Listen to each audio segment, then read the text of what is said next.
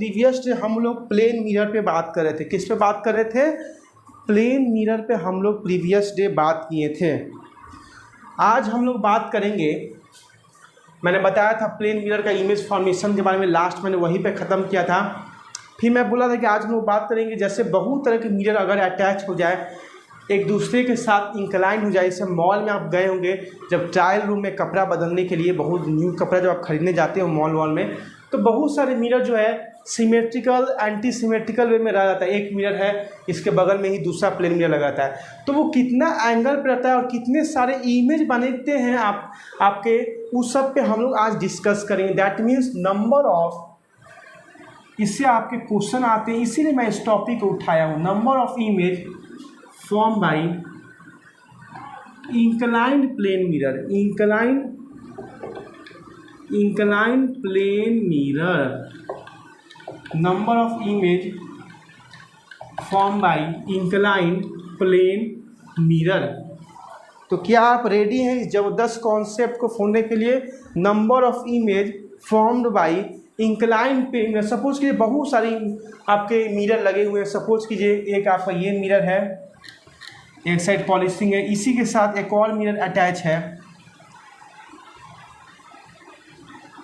ये दो मिरर है सपोज कीजिए, और ये कहीं ना कहीं इसके बीच में कहीं ऑब्जेक्ट है, तो इस ऑब्जेक्ट का बहुत बार रिफ्लेक्शन है। अगर मैं इसको आपको डेमो में दिखाऊं तो ऐसे समझिए, सपोज कीजिए एक ऑब्जेक्ट यहाँ पे है, तो पहले इंसिडेंट आया, तो फिर इस मिरर पे रिफ्लेक्ट हुआ, फिर यहाँ पे इंसिडेंट किया।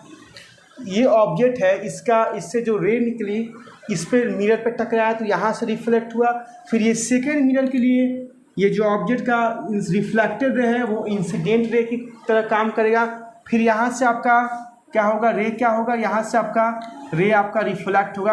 तो डैट मीन्स इस तरह से कितने सारे इमेज बनेंगे, उस पर हम लोग क्या करेंगे, आज हम लोग डिस्कस करेंगे। ठीक है, समझ गए होंगे कुछ कॉन्सेप्ट। तो जो नंबर ऑफ इमेज है, बेसिकली ये जो कॉन्सेप्ट है काफ़ी डीप है। अगर जेईई NIT IIT लेवल में जाए तो काफ़ी कॉन्सेप्ट डीप है, इसका डिराइवेशन होता है, बट हमें उतना डीप में नहीं जाना, सिर्फ फॉर्मूला पे और कॉन्सेप्ट को रियलाइज करना है। दो केस बनता है, एक आपका इवन और एक आपका ऑड। मतलब इवन ऑड डिपेंड करेगा थीटा के वैल्यू पे। दो जो मिरर है या दो या तीन मिरर है, वो कितने एंगल पे सिचुएटेड है। अगर वो 60 डिग्री एंगल पे सिचुएटेड है, 60 डिग्री एंगल पे सिचुएटेड है, तो कितने सारे इमेज बनेंगे।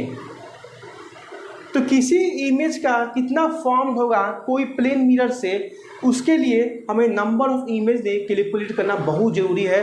और आपको अगर थीटा का वैल्यू 60 डिग्री दिया है, अब पूछ लेगा कितने सारे इमेज बनेंगे इस दो मिरर से, तो क्या कीजिएगा, पहले आप इसको 360 से डिवाइड कीजिएगा, क्योंकि ये मिरर 180 डिग्री एंगल और ये 180 डिग्री एंगल, दोनों 180 पे मतलब है बेसिकली फॉर्म कर रहा है। ये 60 डिग्री, ये दोनों के बीच में एंगल है, इंक्लाइनेशन है। बट एक ये प्लेन मिरर और एक प्लेन मिरर ये, तो कहीं ना कहीं जो इनके बीच में जो सिमेट्रिकल एंगल है वो कितना है, 180। तो बेसिकली एक ये 180 और एक ये 180, टोटल 360 डिग्री का एक कंप्लीट बेसिकली हम लोग उसको टर्न मान रहे हैं। तो 360/6 दैट इज इतना आ गया 6। जो एंगल दिया हुआ पहले उसको 360 से डिवाइड कीजिएगा, तो वो क्या आ जाएगा, 6, मतलब इतने इमेज बनेंगे। बट एक चीज़ मुझे बताइए, ये 6 क्या है, सम है कि विषम है, इवन है कि ऑड है? तो आप बोलेगा कि 6 सर इवन है। तो इवन के केस में जब हम लोग नंबर ऑफ इमेज कैलकुलेट करेंगे तो क्या कीजिएगा, सिर्फ 1 माइनस कीजिएगा, 6 - 1 5। मतलब दो प्लेन मिरर के बीच में अगर 60 डिग्री का एंगल है तो कितने सारे इमेज बनेंगे, 5 इमेज बनेंगे, 5 इमेज बनेंगे।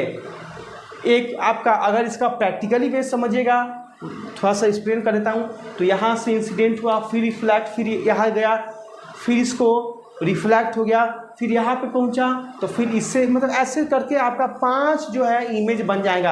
अगर आपका एंगल 60 डिग्री है तो पहले क्या कीजिएगा, पहला स्टेप 360 से डिवाइड कीजिएगा। कुछ कितना भी एंगल हो 360 से डिवाइड कीजिएगा ही, तो 6 आएगा। 6 क्या है, इवन है। क्योंकि 360 मतलब एक हम लोग ओवर टर्न एक कंप्लीट साइकिल मान रहे हैं, 2 मिरर के बीच में सिमेट्रिकल एंगल 180 और 180 360। ये इवेंट का केस में है, n-1 की जगह जो 6 आया -1 कर दीजिएगा। अगर ऑड है, ऑड जो एंगल दिया हुआ है तो उसमें हम लोग 2 केस मानेंगे, एक आपका सिमेट्रिकल, एक आपका एंटी सिमेट्रिकल।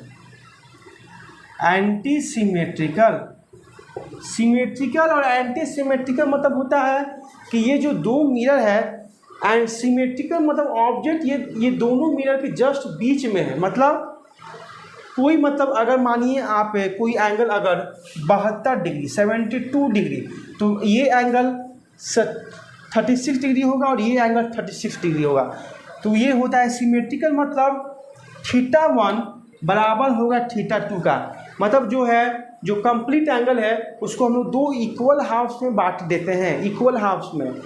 अगर एंटी सिमेट्रिकल बोले तो θ1 नॉट इक्वल टू θ2 होता है। मतलब अगर ये 72 है तो ये एंगल 40 होगा, ये एंगल 32 होगा, ऐसे होगा, डिफरेंट होगा। तो सिमेट्रिकल ये आपके क्वेश्चन में लिखा रहेगा, जब मैं प्रैक्टिस कराऊंगा तो क्वेश्चन में आपका लिखा रहेगा कि सिमेट्रिकल। तो पहले 360 से डिवाइड कीजिए तो ये आएगा 5 क्या है आपका ऑड है, तो n = सिमेट्रिकल के केस में 5 - 1 4, इवन के केस में n-1, ऑड के केस में 2 केस मैंने बताया, सिमेट्रिकल और एंटी सिमेट्रिकल। सिमेट्रिकल में इवन वाला केस अप्लाई कीजिएगा, जो वैल्यू आएगा उसको -1 कीजिएगा। एंटी सिमेट्रिकल में 360/72 = 5, बट इसमें -1 मत कीजिएगा, यही आपका नंबर ऑफ इमेज हो जाएगा। एंटी सिमेट्रिकल में -1 नहीं करना है, बाकी इवन में और ऑड के सिमेट्रिकल केस में आपको -1 करना है। यही होता है सिमेट्रिकल केस ऑड में, ठीक है। इज इट क्लियर और नॉट, एक बार मुझे कमेंट कीजिए। ये जो नंबर ऑफ इमेज आपको समझ में आया कि नहीं, जो प्लेन मिरर के द्वारा, इंक्लाइनेशन प्लेन मिरर के द्वारा जो बनता है, क्या कॉन्सेप्ट क्लियर हुआ कि नहीं। Number of images formed by inclined plane mirror, यहाँ पे 2 मिरर है, अगर 3 मिरर भी लग जाएगा तो कोई प्रॉब्लम नहीं है, सारे के लिए ये स्टेप जो है सेम रहेगा। पहले 360 से डिवाइड कीजिएगा, देखिएगा इवन आया तो सीधे -1 करके, क्योंकि एग्जाम में आपको स्पीड और एक्यूरेसी पे काम करना है, ना कि डिराइवेशन करना है। -1 करके विथिन 10 सेकेंड के अंदर इस क्वेश्चन को आप सॉल्व कर दीजिएगा। अगर क्वेश्चन में दिया रहेगा पहले उसको डिवाइड करके देखिएगा, ऑड आया तो लिखा रहेगा क्वेश्चन में कि सिमेट्रिकल है कि एंटी सिमेट्रिकल। सिमेट्रिकल है तो -1 कीजिएगा, और एंटी सिमेट्रिकल है तो -1 मत कीजिएगा, वही आपका आंसर हो जाएगा नंबर ऑफ इमेज। ये आपका कॉन्सेप्ट है प्लेन मिरर का लास्ट टॉपिक। अब मैं इसे रफ कर रहा हूँ, अब हम नेक्स्ट टॉपिक पढ़ने जा रहे हैं आपका स्फेरिकल मिरर। प्लेन मिरर आपका समाप्त हो गया, spherical mirror.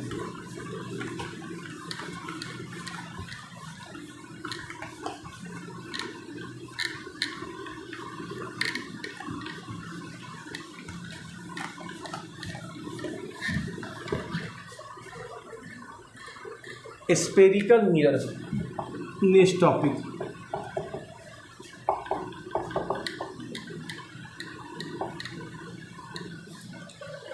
Spherical mirror, spherical mirror नाम से क्लियर है कि जो मिरर है वो कहीं ना कहीं स्फेयर का पार्ट है। जो मिरर है वो कहीं ना कहीं स्फेयर का पार्ट है। तो लिखते हैं हम लोग एक स्फेयर को कंसीडर करते हैं।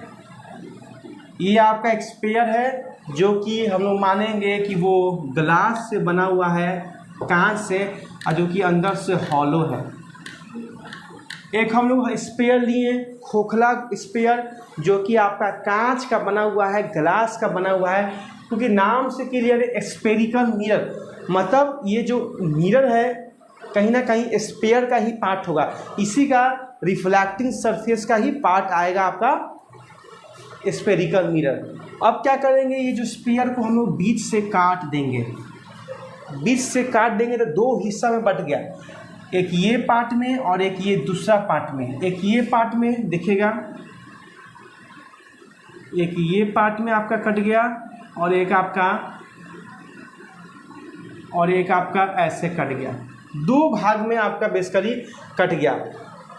अगर ऐसे आपको समझ में नहीं आ रहा है तो देखिए हम लोग 2 इसको कर्व सरफेस में देखिए, एक ऐसा सरफेस हो गया, और एक आपका ऐसे, ये 2 हो गया पार्ट 2 और ये पार्ट 1। मतलब जब इस हॉलो स्फीयर को हमने बीच से काटा तो 2 हिस्सा में बट गया, 2 सरफेस में बट गया, 2 कर्व सरफेस में। आप देख रहे होंगे 2 कर्व सरफेस में बट गया, बीच से नहीं, कहीं से आप इसको टुकड़ा कर सकते हैं, किनारे से कहीं से काट सकते हैं, कोई प्रॉब्लम नहीं है। जब इसको काटिएगा तो ये 2 हिस्सों में बट जाएगा, एक ये हिस्सा, एक पार्ट 1 कर्व सरफेस और एक दूसरा कर्व सरफेस। तो अब हम लोग बात कर लेंगे स्पेरिकल मिरर होता क्या है। तो spherical mirror is that mirror, spherical mirror that mirror whose reflecting part, whose reflecting part या whose reflecting surface is a part of spherical mirror. मतलब स्पेरिकल मिरर वैसा मिरर है जिसका रिफ्लेक्टिंग सरफेस आपका ये स्पेरिकल, ये रिफ्लेक्टिंग जो surface है वो आपका ये स्फीयर का पार्ट होगा, कर्व स्फीयर का, कर्व सरफेस स्फीयर का पार्ट होगा। अब देखिए 2 कर्व सरफेस में बट गया है, इसको मिरर बनाने के लिए, क्योंकि ये ग्लास है, ग्लास जो है क्योंकि ये कांच का बना हुआ स्फीयर, ये मिरर की तरह इसको बनाने के लिए हमें एक साइड को पॉलिश करना होगा, एक साइड के लिए हमें पॉलिश करना होगा। तो हम लोग पॉलिशिंग डिपेंड करता है किस पे पॉलिशिंग करें, इसके अंदर पॉलिशिंग करें या इसके बाहर पॉलिशिंग करें, क्योंकि यहाँ से 2 मिरर का जन्म होता है, एक कनकेव जिसको अवतल बोलते हैं, अवतल दर्पण, एक कन्वेक्स उत्तल दर्पण,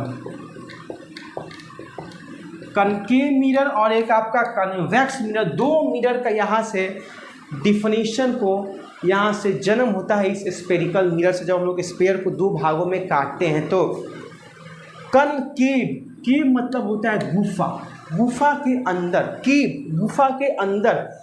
तो कहीं ना कहीं इस कनकेव मिरर का जो रिफ्लेक्शन होगा, जहाँ से लाइट रिफ्लेक्ट होगा वो इनसाइड से होगा, अंदर से होगा, मतलब इसका बाहरी साइड पॉलिशिंग होगा। मतलब कनकेव मिरर वैसा मिरर है जिसका रिफ्लेक्टिंग साइड इनसाइड होता है और बाहरी का साइड पॉलिशिंग होता है, क्योंकि बाहरी का साइड से लाइट रिफ्लेक्ट नहीं होगा, सिर्फ अंदर वाले पार्ट से लाइट रिफ्लेक्ट होगा। कनकेव अंदर, अंदर से लाइट जाएगा। कन्वेक्स, वेक्स मतलब बाहर, बाहर के सरफेस से लाइट रिफ्लेक्ट होगा। तो ये आपका जो हो गया,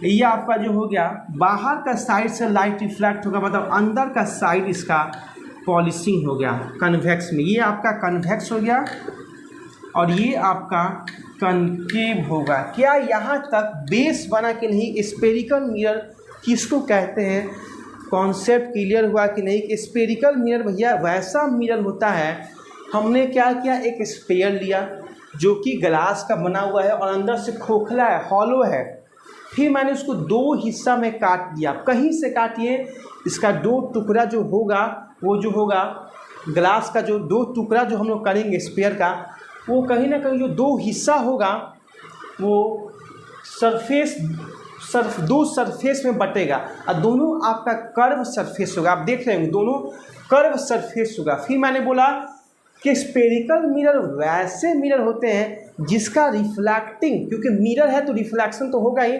जिसका रिफ्लेक्टिंग सरफेस इस स्फीयर का बात होगा, इस स्फीयर का पार्ट होगा। आप देख सकते हैं। फिर मैंने बोला 2 तरह के मिरर, कनकेव और कन्वेक्स। कनकेव मिरर बनाने के लिए हमें किसी एक साइड को, इस कर्व सरफेस के एक साइड को पॉलिशिंग करना होगा, तब जाके ये मिरर बनेगा, तब ना जाके लाइट रिफ्लेक्ट होगा। नहीं तो पॉलिशिंग नहीं करेंगे तो लाइट रिफ्लेक्ट नहीं होगा, सब तो लाइट एब्जॉर्ब हो जाएगा। तो कनकेव मतलब गुफा के अंदर, केव मतलब अंदर, अंदर मतलब लाइट का जो रिफ्लेक्शन होगा वो इंटीरियर पार्ट से होगा, मतलब इसके आउटसाइड पार्ट से, इसका जो अंदर का जो पार्ट है उससे लाइट रिफ्लेक्ट होगा, मतलब इसके बाहरी वाला साइड जो होगा कनकेव मिरर में वो पॉलिशिंग होगा। वो क्या होगा? पॉलिशिंग होगा। कन्वेक्स मतलब बाहर, बाहर से लाइट रिफ्लेक्ट होगा, मतलब इसका अंदर वाला पार्ट क्या होगा? पॉलिशिंग होगा। तो यही दो मिरर का जन्म होता है इस स्फेरिकल मिरर से, क्योंकि हमने अभी तक प्लेन मिरर पढ़ा, ये आपका स्फेरिकल मिरर है। स्फेयर से इस मिरर का फॉर्मेशन हुआ है कनकेव और कन्वेक्स अवतल और उत्तल दर्पण में, जिसको हम लोग बोलते हैं। तो यहाँ तक नोट डाउन कीजिए, कनकेव मिरर और कन्वेक्स मिरर। बाकी हम लोग इसके आगे कुछ इस स्फेयर का कंपोनेंट पढ़ेंगे और फिर बाद में इसके इमेज फॉर्मेशन, बहुत चीज़ आज हमें पढ़ना है, डिस्कस करना है।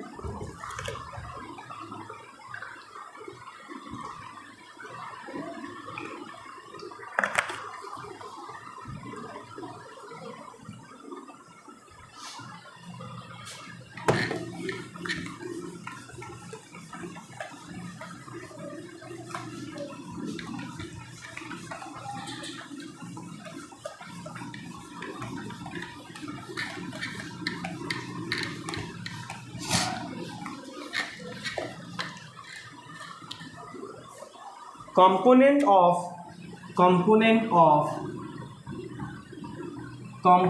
Of spherical mirror. Spherical mirror का हम लोग कंपोनेंट पढ़ेंगे।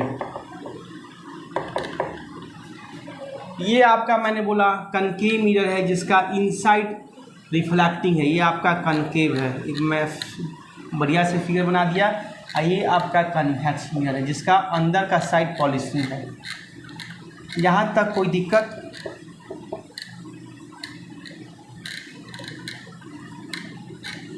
यहाँ तक किसी तरह का प्रॉब्लम किसी स्टूडेंट को? नो।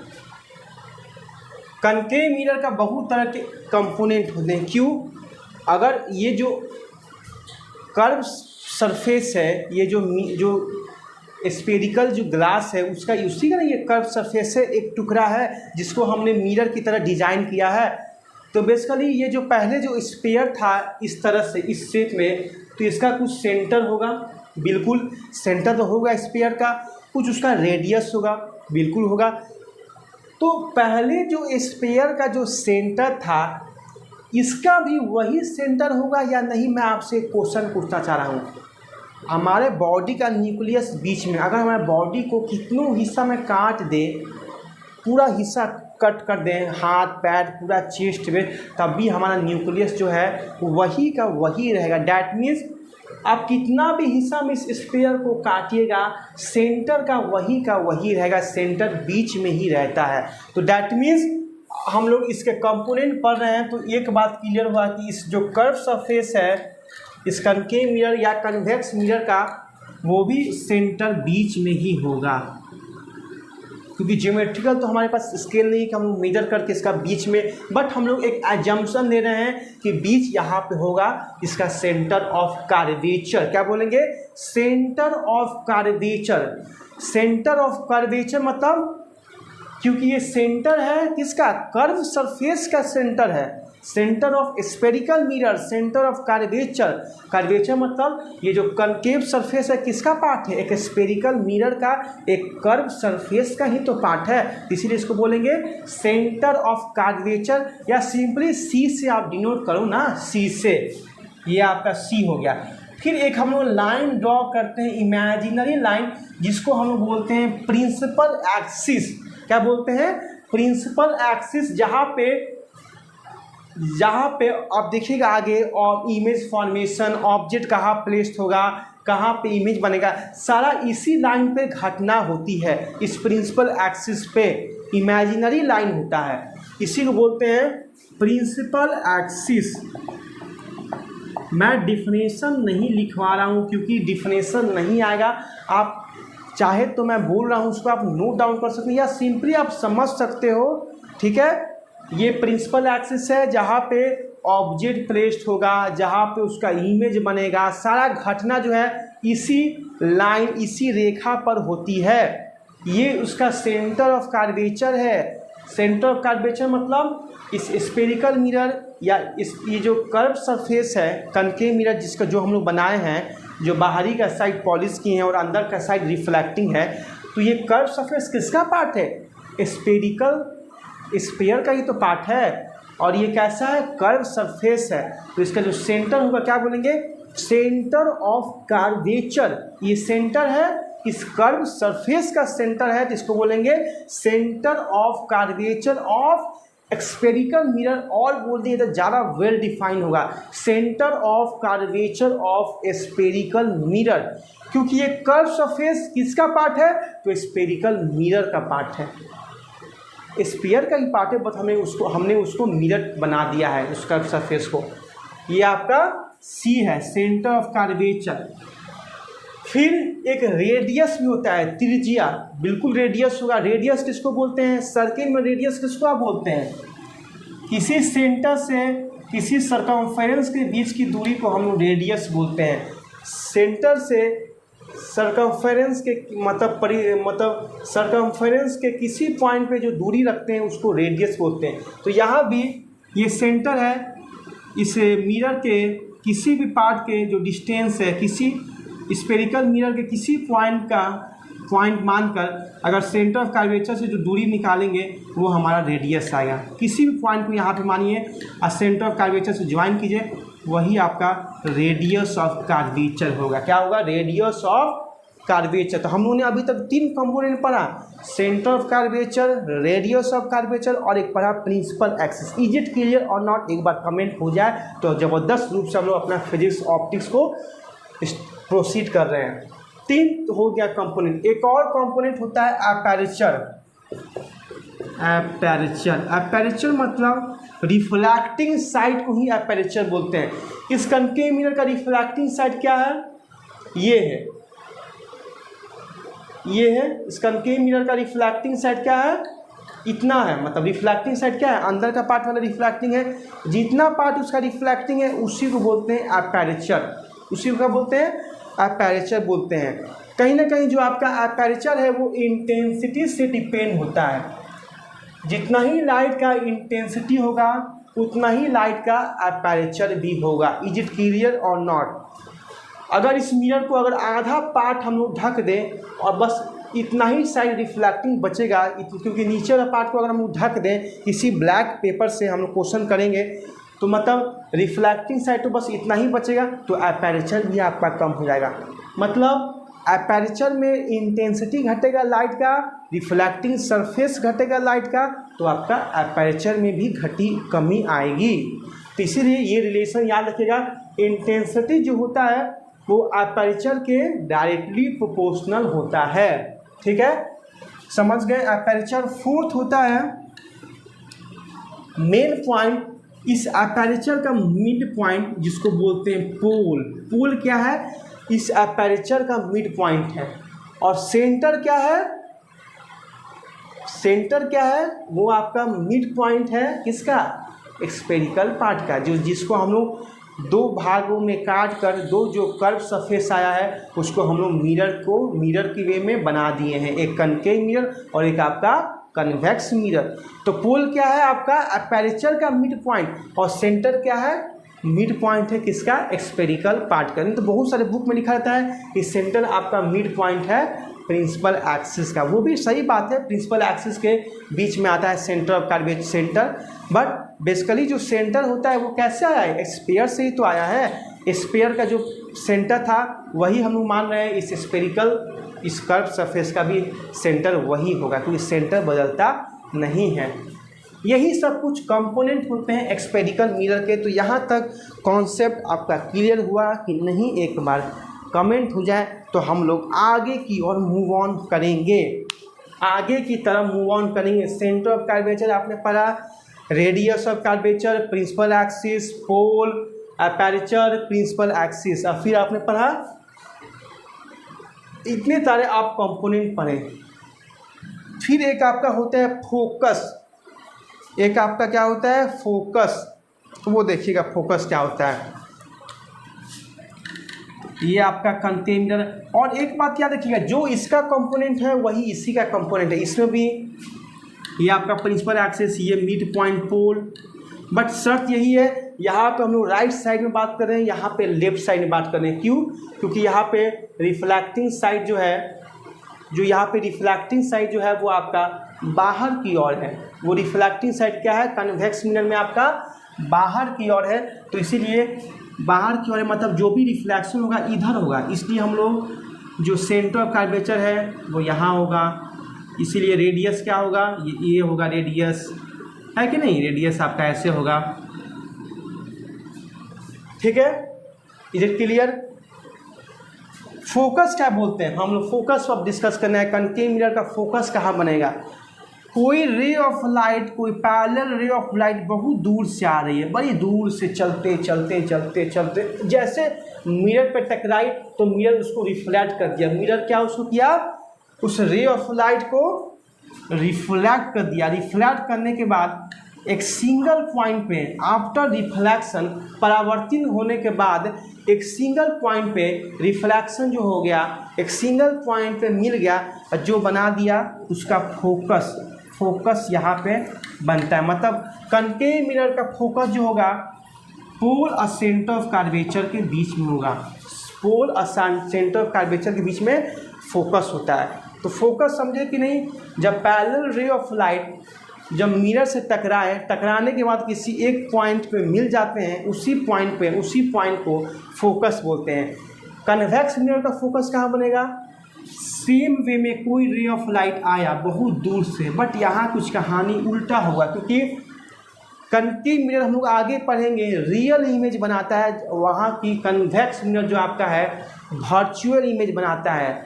ये आपका रियल बनाएगा, ये आपका वर्चुअल इमेज बनाएगा। ठीक है, तो कनकेव मिरर यहाँ रे ऑफ लाइट आया, टकरा के इधर रिफ्लेक्ट हुआ और ये भी आया इधर रिफ्लेक्ट हुआ, बट हमें इसका इमेज बनाना है, फोकस बनाना है। तो क्या करेंगे, मिरर के पीछे मानेंगे इसको, इस रिफ्लेक्टेड रे को इधर खींचेंगे, प्रोसीड करेंगे और एक पॉइंट पर हम लोग इसको मिलाएंगे जिसको बोलेंगे हम लोग फोकस। ये आपका फोकस हुआ कन्वेक्स मिरर का, जो कि वर्चुअल बना है। ये आपका रियल बना है और ये आपका वर्चुअल बना है, इसीलिए हम लोग कनकेव मिरर को कन्वर्जिंग बोलते हैं, कन्वर्जिंग मिरर। इसको बोलते हैं डाइवर्जिंग मिरर। कनकेव मिरर को हम लोग कन्वर्ज मिरर बोलते हैं, क्यों, क्योंकि जितने सारे रे ऑफ लाइट आते हैं उसको कन्वर्ज करता है, किसी एक पॉइंट पे मिलाता है। और कन्वेक्स मिरर में जितने सारे रे ऑफ लाइट आते हैं उसको बिखेरता है, उसको फैलाता है, डाइवर्ज करता है। इसीलिए हम लोग कन्वेक्स मिरर को डाइवर्जिंग मिरर कहते हैं। और इसका देख रहे हैं कि जो इसका रिफ्लेक्शन है, रिफ्लेक्टेड रे है, वो मिरर के पीछे बन रहा है, मिरर के पीछे बन रहा है, जैसे आपने प्लेन मिरर के केस में देखा था। तो फोकस क्या बन रहा है, मिरर के पीछे बन रहा है। ये आपका कन्वेक्स मिरर का फोकस है, ये आपका कनकेव मिरर का फोकस है रियल है, ये आपका वर्चुअल।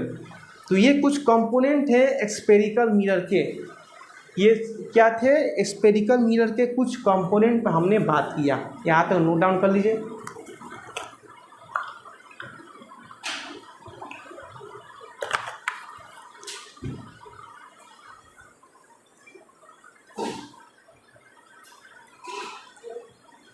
अब हम लोग इसके बाद क्या डिस्कस करेंगे, हम लोग इसके बाद स्फेरिकल मिरर के कंपोनेंट पढ़ लिया। अब इसके बाद हम लोग डिस्कस करेंगे sign convention. Sign convention discuss करेंगे आपका स्फेरिकल मिरर का, क्या क्या साइन कन्वेंशन होगा, ऑब्जेक्ट का, इमेज का, focus, focal length, radius of curvature का, height of image, height of object, उसका क्या क्या चिन्ह परिपट होगा, उस पर हम लोग अब डिस्कस करेंगे साइन कन्वेंशन, जो कि मोस्ट इम्पॉर्टेंट पार्ट है आपके न्यूमेरिकल्स बेसिस पे। साइन कन्वेंशन से ही हम लोग न्यूमेरिकल को सॉल्व करेंगे, कहाँ ऑब्जेक्ट में किसको पॉजिटिव लेना है, किसको नेगेटिव लेना है, कब पॉजिटिव लेंगे कब नेगेटिव लेंगे, वहाँ पे बहुत क्वेश्चन एराइज होते हैं।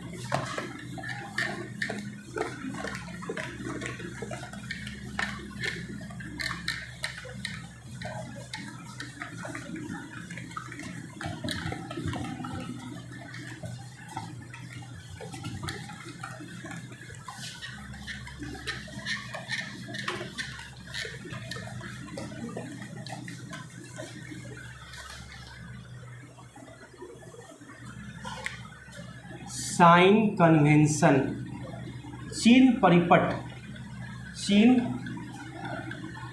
परिपट।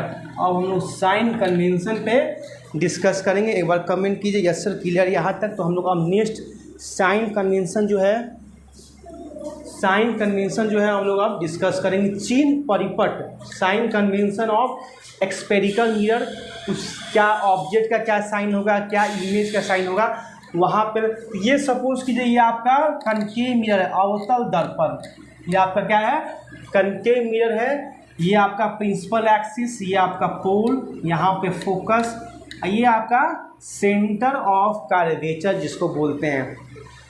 तो साइन कन्वेंशन का बहुत एक फंडामेंटल और इजीएस्ट ट्रिक्स है कि जो आपका ऑब्जेक्ट रहता है, कोई भी मिरर हो, वेदर इट इज़ कनकेव हो, कन्वेक्स हो, हमेशा मिरर के लेफ्ट साइड में रहता है। जो भी आपका मिरर है वो क्या होगा, क्योंकि लेफ्ट साइड में बनेगा, क्योंकि ये आपका कनकेव मिरर है।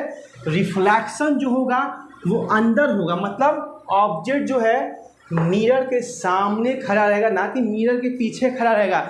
मिरर के पीछे खड़ा रहेगा तो उसका इमेज कहाँ बनेगा, तो मिरर के सामने खड़ा रहेगा तभी जाके उसका इमेज या तो रियल होगा तो मिरर के आगे बनेगा, या तो वो वर्चुअल होगा तो मिरर के पीछे बनेगा। बट ऑब्जेक्ट हमेशा मिरर के सामने रहेगा, हमेशा मिरर के लेफ्ट साइड में रहेगा।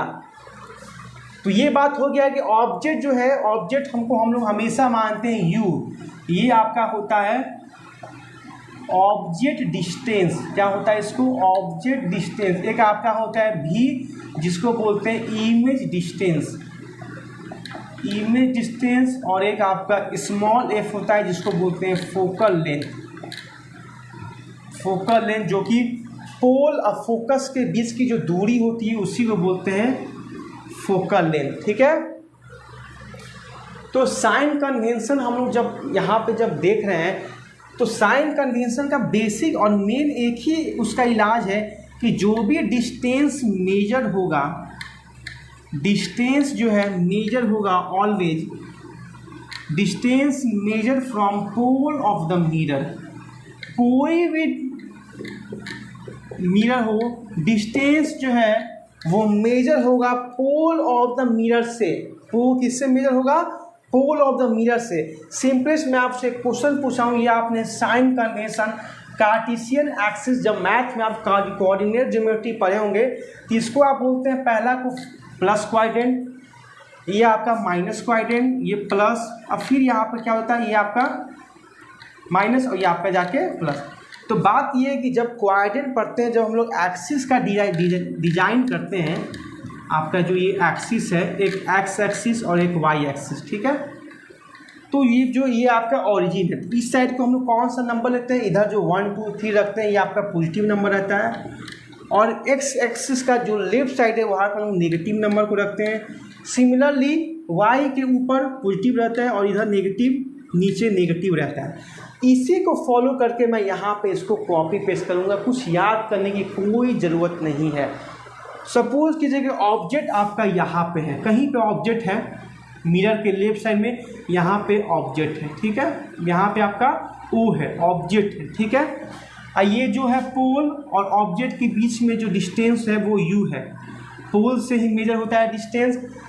तो साइन कन्वेंशन बोलता है कि जो भी लाइट की जो इंसिडेंट रे है, जहाँ से लाइट की रे आ रही है, जहाँ से प्रकाश की किरणें आ रही है, अगर वो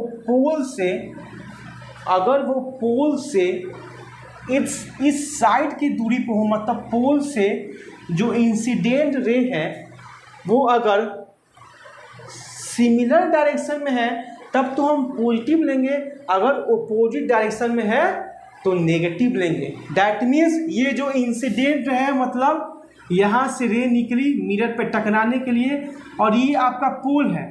मैंने बोला कि जो भी डिस्टेंस मेजर होगा साइन कन्वेंशन के लिए वो पोल से मेजर किया जाएगा, मतलब दूरी इधर है, ठीक है, और रे ऑफ लाइट इधर जा रही है, मतलब जो रे ऑफ लाइट है वो पोल के जो डिस्टेंस है ऑब्जेक्ट का उससे अपोजिट जा रही है, तो हम यहाँ पे यू को माइनस लेंगे। या तो सिंपली समझिए यू कहाँ है, लेफ्ट साइड में है कि नहीं, तो लेफ्ट साइड में जो भी है, जो भी क्वांटिटी रहेंगे वो क्या होगा, नेगेटिव होगा, ठीक है। इज इट क्लियर और नॉट। अगर प्रकाश की किरणें पोल से उसी के डायरेक्शन में जा रहा है। सपोज कीजिए पोल का जो डिस्टेंस है, क्योंकि बोल रहा है कि पोल से ही डिस्टेंस को मेजर किया जाएगा, तो पोल का डिस्टेंस अगर मान लीजिए यहाँ पे कहीं इमेज बनता है, यहाँ पे मतलब जो रे ऑफ लाइट है अगर इधर की ओर राइट साइड में जा रही है तब हम लोग उसको पॉजिटिव लेंगे, ठीक है।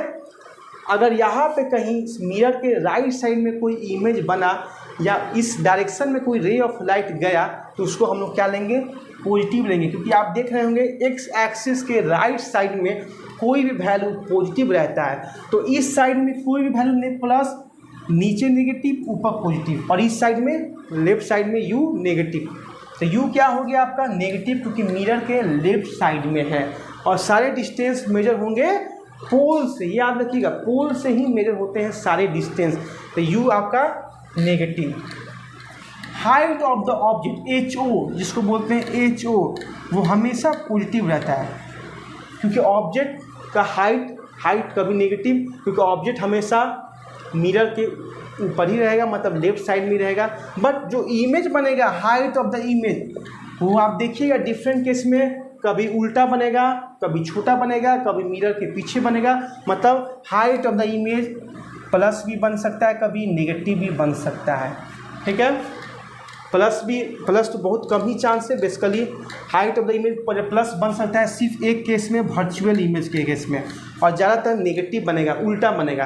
तो height of the image negative और height of the object positive और यू आपका नेगेटिव। बात होती है इमेज डिस्टेंस भी, इमेज डिस्टेंस, तो जब ऑब्जेक्ट है तो कभी इमेज यहाँ बनेगा, कभी मिरर के पीछे बनेगा। कॉन्केव मिरर में आप देखिएगा कि 5 ऐसा केस आएगा जहाँ पे मिरर इसी साइड में बनेगा बट उल्टा बनेगा, तो भी क्या हो जाएगा, उल्टा बनने का मतलब है कि इस साइड में इमेज बनेगा नीचे, और नीचे क्या होता है वैल्यू, नीचे वैल्यू क्या होता है आपका नेगेटिव होता है, तो भी हो जाएगा नेगेटिव। बट कॉन्केव मिरर का एक ऐसा केस आएगा जहाँ पे मिरर बनेगा, इमेज बनेगा, मिरर के पीछे वर्चुअल बनेगा। जब ऑब्जेक्ट को रखेंगे P और F के बीच में, तो वहाँ पे आपका जो भी आएगा वो इस साइड में आएगा, जिसको हम लोग पॉजिटिव रखेंगे, पॉजिटिव रखेंगे, क्या रखेंगे, पॉजिटिव रखेंगे। तो इससे आपको बस रिलेट करना है, मिरर के कोई भी लेफ्ट साइड में है उसको नेगेटिव रखिए, मिरर के अगर राइट साइड में कोई है तो सिर्फ सिंपली पॉजिटिव रखिए, और कुछ मत याद रखिए।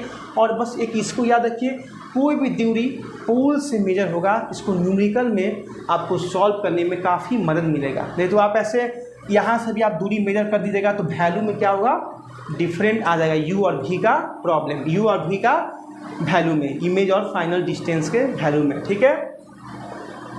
अब आप मुझे बताइए फोकस जो होगा कॉन्केव मिरर का पॉजिटिव होगा कि नेगेटिव, और कन्वेक्स मिरर का, ये आप मुझे कमेंट करके बताइए। मैं आपको यहाँ तक बता दिया, यहाँ तक साइन कन्वेंशन का मैं आपको चिन्ह परिपट का कॉन्सेप्ट आपको दे दिया।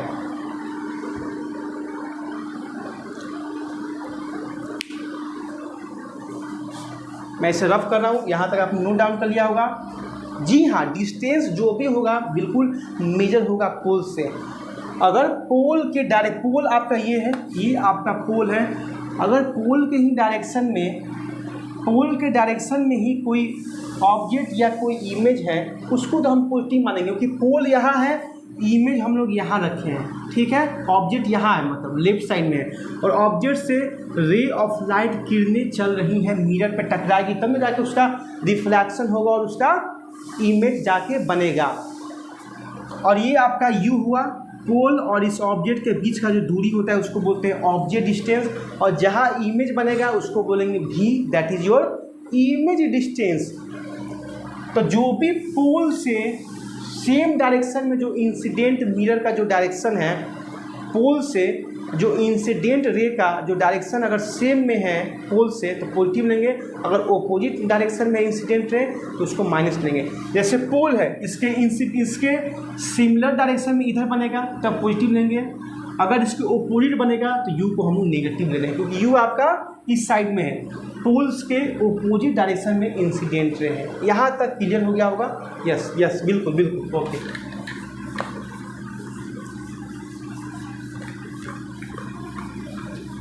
बिल्कुल इसी तरह डाउट पूछते रहिए, बिल्कुल अच्छा लगा।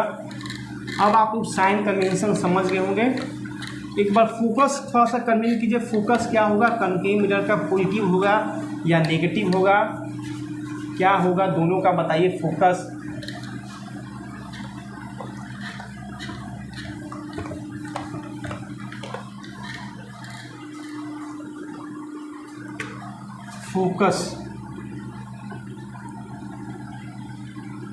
कनकेव मिरर, पहले कनकेव मिरर का बताइए फोकस।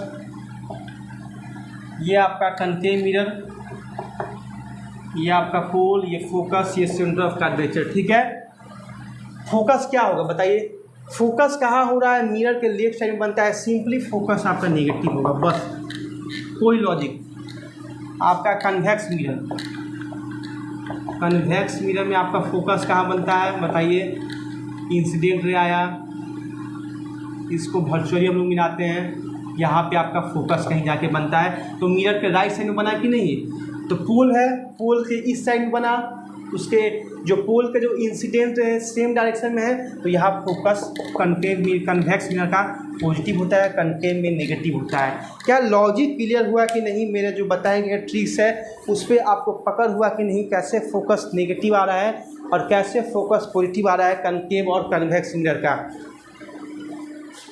अच्छा, अभी तक आपने कनकेव मिरर और कन्वेक्स मिरर का फोकस आपने बताया, बट आपने कल आप बोल सकते हैं कि सर आप प्लेन मिरर जब पढ़ा रहे थे तो वहाँ पे आपने फोकस का जिक्र नहीं किया था। मैंने बताया था कि जो फोकस से माइंड में इल्यूजन बनता है, एक भ्रम होता है कि जो रिफ्लेक्टेड रे है वो कहीं ना कहीं पीछे से आ रहा है। आपने देखा था, मैं फिगर से बताया था कि जो रिफ्लेक्टेड रे है वो पीछे से आ रहा है। आपको ऐसा नहीं लगा था कि पीछे से आ रहा है तभी ना वर्चुअल इमेज बना रहा है। तो जो प्लेन मिरर का जो फोकस होता है, मैं स्पेशल पॉइंट में लिख दूँ, फोकस ऑफ प्लेन मिरर, सारा आपका इंपॉर्टेंट नोट से एग्जाम में वो इन्फिनाइट होता है, अनंत दूरी होता है। फोकस का कोई मेजरमेंट ही नहीं है कहाँ फोकस बनेगा, क्योंकि हम एक माइंड में बांध डालते हैं। ये आपका प्लेन मिरर है, ये आपका ऑब्जेक्ट है, इसको मैंने बोला था कि टॉप का एक टॉप पॉइंट को कंसीडर करके इंसिडेंट रे आया, रिफ्लेक्ट हुआ, फिर एक और इंसिडेंट रे आया, रिफ्लेक्ट हुआ। तो इसको इमेज बनाने के लिए दोनों रिफ्लेक्टेड रे को हम किसी एक पॉइंट पे मिलाते हैं। किस पॉइंट पे मिलता है, किसी एक पॉइंट पे जहाँ पे इमेज बनता है। और हम लोग का माइंड मानता है कि हम लोग का जो इंसिडेंट है, मतलब कहीं ना कहीं जो किरणें हैं वो यहाँ से आ रही। हम लोग को ऐसा लगता है कि हम लोग का जो मिरर है पीछे बन रहा है प्लेन मिरर का, बट क्या प्लेन मिरर के पीछे हमारा इमेज बनता है? क्या आप उसे जाके फील छू सकते हैं, टच कर सकते हैं? बिल्कुल नहीं। तो एक प्लेन मिरर में भी इमेज वर्चुअल बनता है और उसका फोकस हमें मालूम नहीं है कहाँ फोकस बनेगा, इन्फिनाइट कहीं भी। ये फोकस यहाँ भी बन सकता है, यहाँ भी हो सकता है, यहाँ भी, इसलिए हम लोग इन्फिनाइट मानते हैं प्लेन मिरर का फोकस, इन्फिनाइट मानते हैं focus of the plane mirror. यहाँ तो नोट डाउन कीजिए। तो हम लोग का नेक्स्ट टॉपिक होगा मैग्नीफिकेशन।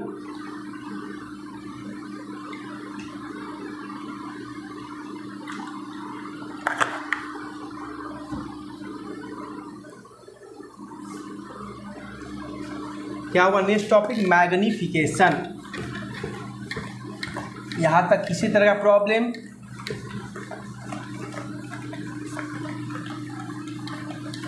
सिस्टमेटिक वे में हम लोग चल रहे हैं, सिस्टमेटिक वे में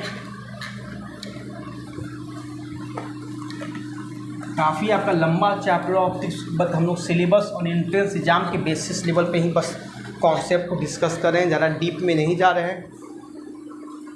बट कॉन्सेप्ट हम लोग सारा पकड़ रख रहे हैं, सारा कॉन्सेप्ट को टच करते हुए चल रहे हैं। मैग्नीफिकेशन,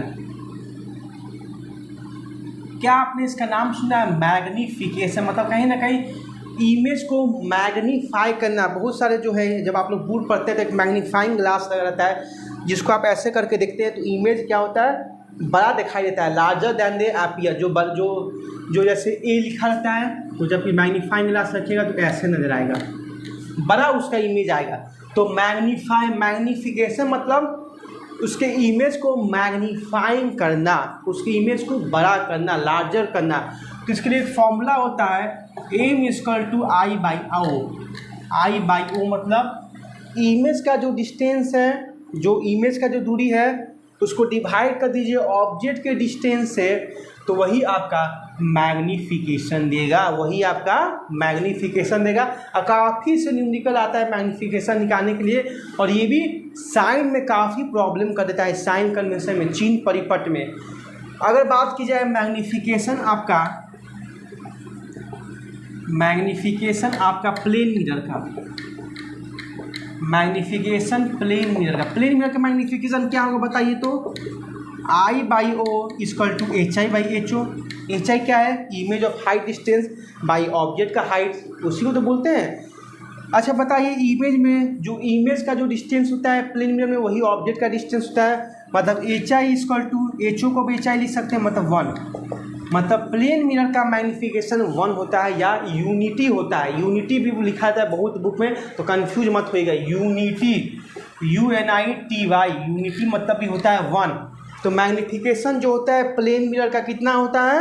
1 होता है या यूनिटी होता है, 1 या यूनिटी होता है प्लेन मिरर का मैग्नीफिकेशन। अब आइए बात की जाए कनकेव और कन्वेक्स मिरर। स्फेरिकल मिरर में मैग्नीफिकेशन क्या अपना इम्पॉर्टेंट रोल प्ले करता है?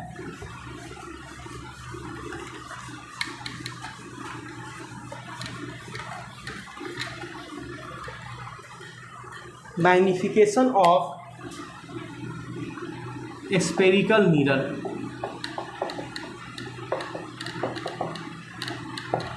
देखिए इसका 3 फॉर्मूला होता है। एक आपका I/O जो मैंने अभी बताया, दूसरा अगर न्यूमेरिकल में इमेज का डिस्टेंस और ऑब्जेक्ट का डिस्टेंस दिया रहेगा तो वहाँ पे हम लोग ये फॉर्मूला लगाएंगे HI/HO। अगर U और V के टर्म में हो, मतलब इमेज डिस्टेंस और ऑब्जेक्ट डिस्टेंस हो, तो वहाँ पे हम लोग लगाते हैं V/V - U। अगर फोकल लेंथ और ऑब्जेक्ट डिस्टेंस दिया हुआ हो तो वहाँ पर हम ये लगाते हैं F/F - U। तो ये फॉर्मूला याद रखिएगा, दिमाग में रखिएगा, क्वेश्चन के आधार पे ये चारों फॉर्मूला का यूज कर सकते हैं आप लोग, ठीक है।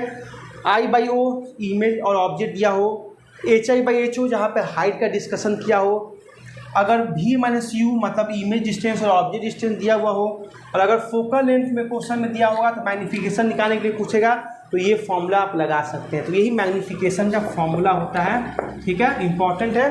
अब बात की जाए कनकेव मिरर में मैग्नीफिकेशन क्या क्या होता है, कनकेव मिरर में मैग्नीफिकेशन क्या क्या होता है वो हम लोग अब देखेंगे। कनकेव मिरर का जो मैग्नीफिकेशन होता है वो आपका नेगेटिव होता है।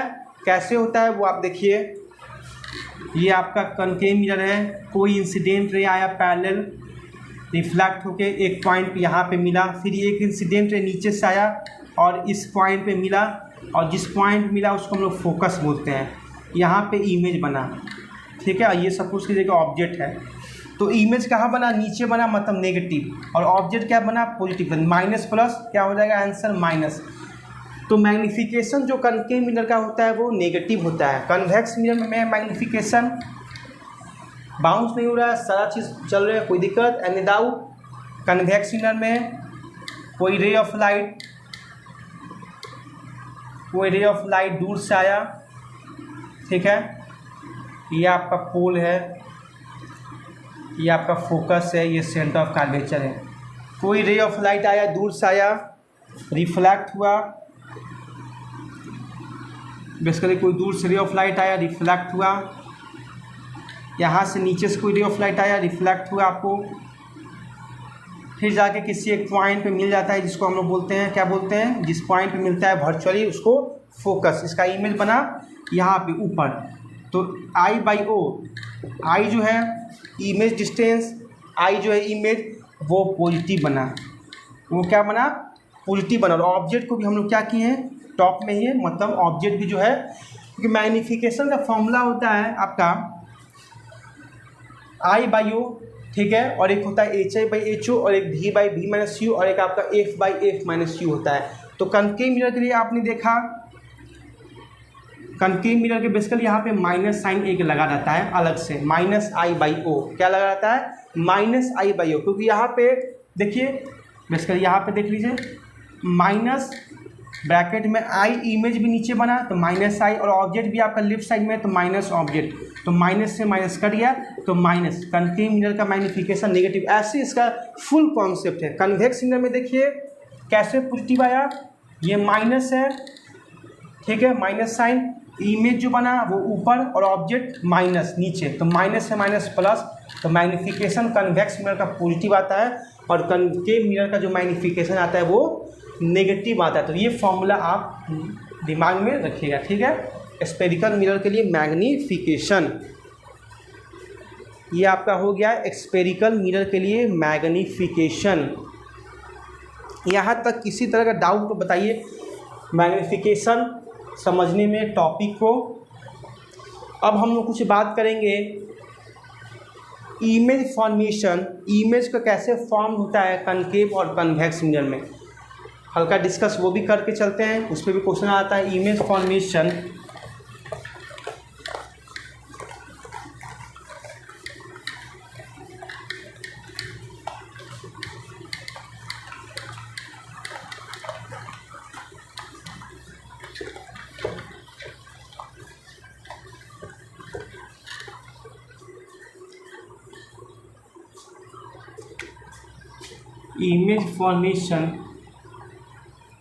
image form in concave mirror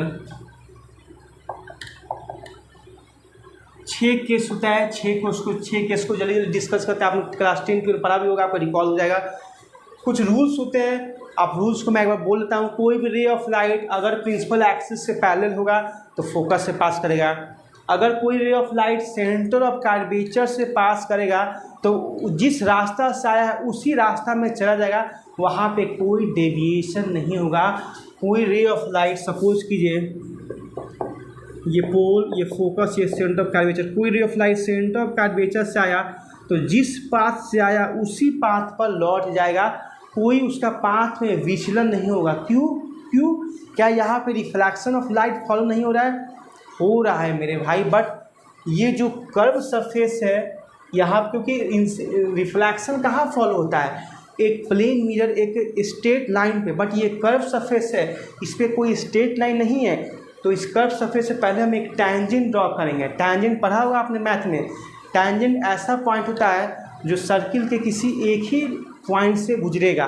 तो इस पॉइंट पर टैंजेंट ड्रॉ कीजिए, फिर इस पॉइंट पर टैंजेंट ड्रॉ कीजिए। तो जो भी टैंजेंट ड्रॉ किए तो वहाँ से जो भी नॉर्मल जा रहा है वो सेंटर ऑफ कर्वेचर से पास हो रहा है। नहीं समझे?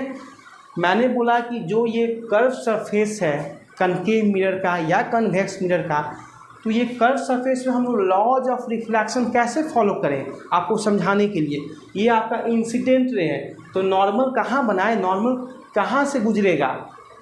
तो नॉर्मल बनाने के लिए पहले हम इस कर्व सरफेस पे एक स्ट्रेट लाइन बनाना होगा। स्ट्रेट लाइन बनेगा तब ना एक इंसिडेंट रे आया और तब जाके रिफ्लेक्शन होगा। तो स्ट्रेट लाइन बनाने के लिए हमें इस पॉइंट पे इस कर्व सरफेस के किसी एक पॉइंट पर हम एक टैंजेंट ड्रॉ कर देंगे जो सर्किल को एक ही पॉइंट को टच करके पास करेगा। फिर एक इस पे पॉइंट पे भी टैंजेंट बना दिए। जब इस टैंजेंट से हम नॉर्मल बना रहे हैं, इस टैंजेंट के पॉइंट से जब नॉर्मल बना रहे हैं, तो ये जो नॉर्मल है आपका सेंटर ऑफ कर्वेचर से पास कर रहा है। मतलब जो भी टैंजेंट लिए कर्व सरफेस पे, वो सारे टैंजेंट नॉर्मल से, मतलब जो भी टैंजेंट है इस कर्व सरफेस का, सेंटर ऑफ कर्वेचर से पास हो रहा है।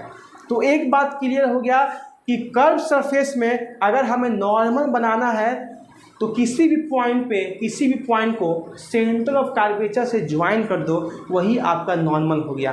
तो आप देखिए ये आपका इंसिडेंट रे है, यहाँ से आ रहा है किसी दूर से, सेंटर ऑफ कर्वेचर से पास करके मिरर पर टकराया, और नॉर्मल भी आपका इसी डायरेक्शन में है क्योंकि सेंटर ऑफ कर्वेचर से पास कर रहा है इसका नॉर्मल। तो कितना एंगल पर बनेगा? इंसिडेंट रे जिस जगह से आया उधर ही से नॉर्मल भी पास कर रहा है, तो इंसिडेंट रे और आपका रिफ्लेक्शन रे के बीच में 0 डिग्री का एंगल बनेगा कि नहीं। सपोज कीजिए ये आपका स्ट्रेट लाइन है, ये आपका नॉर्मल होता है कि नहीं, तो इंसिडेंट भी रे इसी डायरेक्शन में आया, नॉर्मल ही के डायरेक्शन में जा रहा है, तो कितना एंगल पे जा रहा है? 0 डिग्री पे जा रहा है, 0 डिग्री पे। तो आई भी 0 और लॉज ऑफ रिफ्लेक्शन की वजह से आर भी 0, मतलब सेंटर ऑफ कर्वेचर से जो भी रे ऑफ लाइट आएगा वो सेंटर ऑफ कर्वेचर से ही पास होगा विदाउट अनडेविएटेड, बिना विचलन से। ये दूसरा रूल होता है।